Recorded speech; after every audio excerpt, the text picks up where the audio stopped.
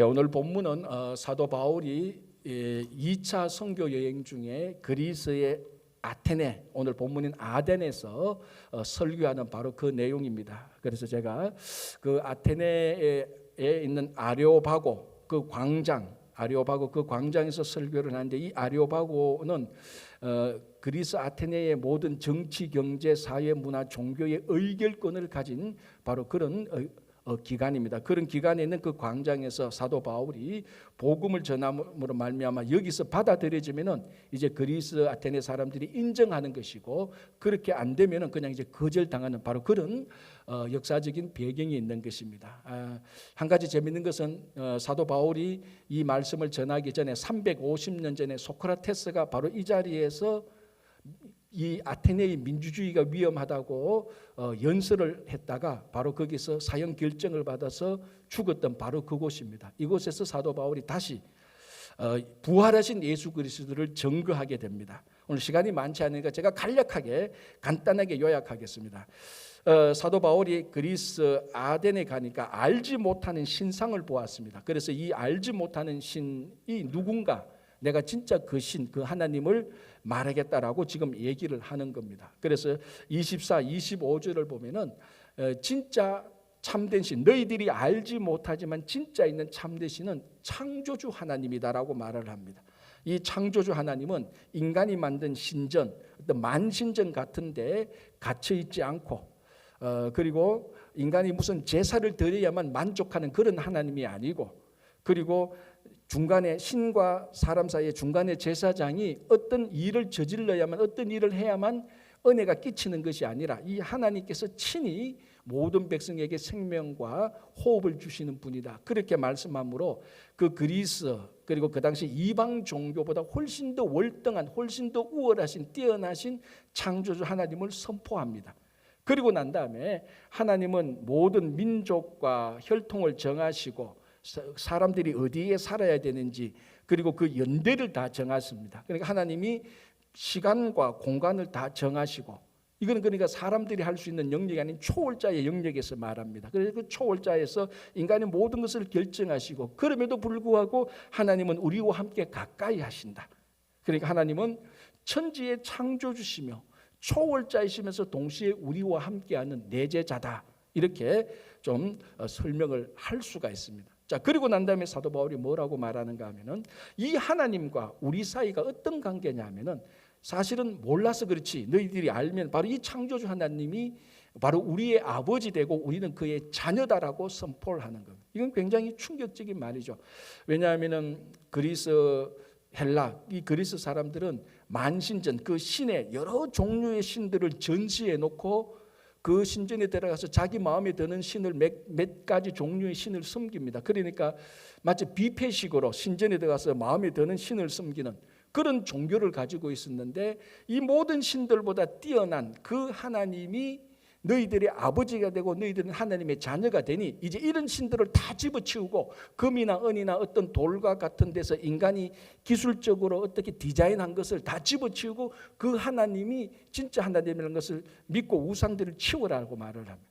자, 그러면서 이제 본론적으로 말합니다. 무엇을 말한가 하면은, 이런 것들을 알지 못하던 시대에는 하나님께서 너희들이 알지 못해서 우상을 섬겼으니 그것을 간과하겠다, 즉 하나님께서 용서해 주겠다, 하나님께서 잊어버리겠다는 겁니다. 그러나 이제 그게 30절에 이렇게 되어 있습니다.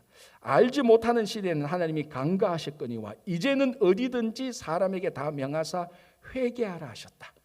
이제 너희들이 알았으니, 과거에 무지하던 시대에, 몰랐던 시대에 우상을 섬겼던 것은 용서해 줄 테니, 이제는 알았으니 과거에 했던 행위를 회개하고 창조주 하나님을 섬기라는 것입니다. 그런데 이 창조주 하나님을 제대로 섬기지 못하면 미래의 종말에는 반드시 공의의 심판이 있을 것이다.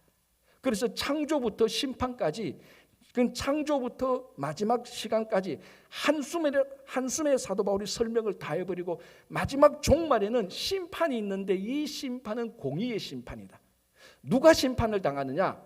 창조주 하나님을 섬기지 않는 사람. 언제 심판을 당하느냐? 종말 때. 누가 심판을 하느냐? 공의의 심판주인데 누군가 하면은 오늘 여기 본문에 나온 것처럼 그를 죽은 자 가운데서 다시 살렸는데 이 죽은 자 가운데 다시 살리신, 다시 말하면 부활하신 이가 마지막에 심판을 할 것이다. 왜? 죽은 자가 심판할 수 없고 죽을 자가 심판할 수 없습니다. 죽지 않을 자가 심판해야 되고, 공의의 심판이라는 것은 죄와 완전히 무관해야 되는 것입니다. 그러면은 죄와 함께 죽었다가 죄를 다 털어버리고 다시 살아나신 분, 이분은 공의의 하나님이고 이분은 완전히 다시 부활하신 하나님, 다시 말하면 예수 그리스도라는 겁니다.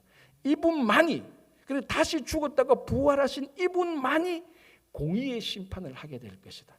그래서 결국 창조부터 창조를 말씀하시고, 그리고 하나님의 초월 내재 너희들이 회개한 모든 것을 다 말씀하시고, 결론은 뭐냐면은 부활하신 예수 그리스도를 너희들이 영접해야 된다는 걸 말합니다. 그래서 부활하신 예수님을 선포합니다. 결론적으로 성경의 모든 진리의 결론으로. 자, 그러니 어떤 반응이 나타나는가? 32절 이렇게 되어 있습니다. 그들이 죽은 자의 부활을 듣고, 첫 번째, 어떤 사람은 조롱도 하고, 두 번째, 어떤 사람은 이 일에 대하여 내 말을 다시 듣겠다, 그건 미루는 사람. 세 번째 34절, 몇 사람이 그를 가까이하여 믿으니. 자, 이 믿은 사람들의 이름이 나옵니다. 그 중에는 아레오바고 관리 디오누시오와 다말이라 하는 여자와 또 다른 사람들도 있었더라. 자, 이게 2000년 전 이야기입니다.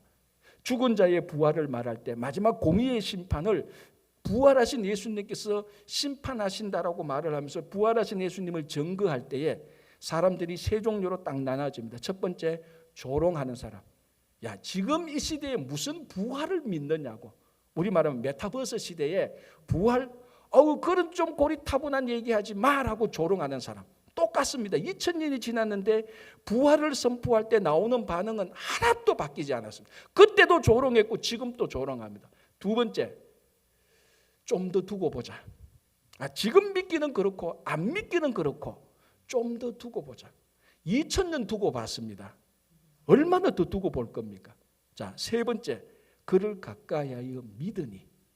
이 아레오바고 그 광장에서 부활하신 예수님을 증거할 때 몇 사람, 그렇게 많은 사람은 아니지만 몇 사람이 그 부활하신 예수 그리스도를 믿었습니다.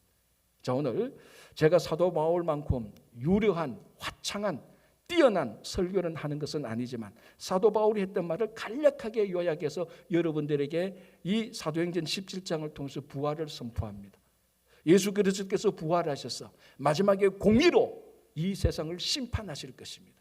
자, 여러분들은 이 부활하신 예수 그리스도를 조롱합니까? 아니면 좀 더 두고 보자고 미루고 있습니까? 아니면은 그 그리스도를, 부활하신 예수 그리스도를 완전히 영접합니까? 완전히 영접하는 자에게 이제부터, 영접하는 그 순간부터 부활의 능력과 부활의 소망 가운데서 여러분들이 살아가실 것입니다.